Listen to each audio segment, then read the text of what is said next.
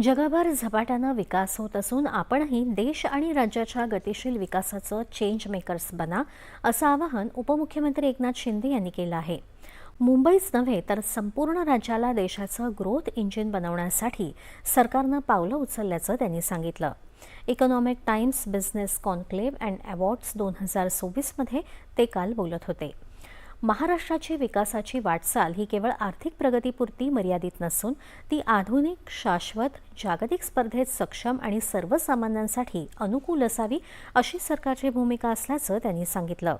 राज्यात केवळ मुंबई केंद्रित विकास न करता राज्यातल्या इतर भागांनाही विकासाच्या मुख्य प्रवाहाशी जोडत असून त्याद्वारे द्वितीय आणि तृतीय श्रेणी शहरांना आर्थिकदृष्ट्या सक्षम करून ती स्वयंपूर्ण आर्थिक केंद्र बनवण्याचा सरकारचा प्रयत्न आहे.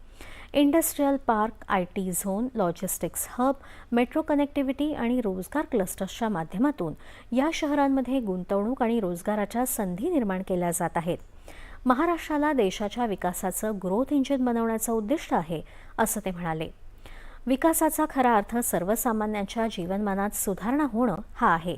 त्यामुळे पायाभूत सुविधांसोबत परवडणाऱ्या घरांनाही सरकारनं प्राधान्य दिलं आहे.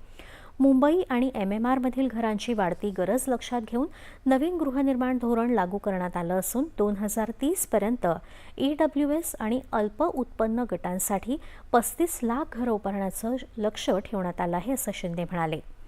महाराष्ट्राची अर्थव्यवस्था $1 ट्रिलियन दिशेनं वेगानं वाटचाल करत आहे.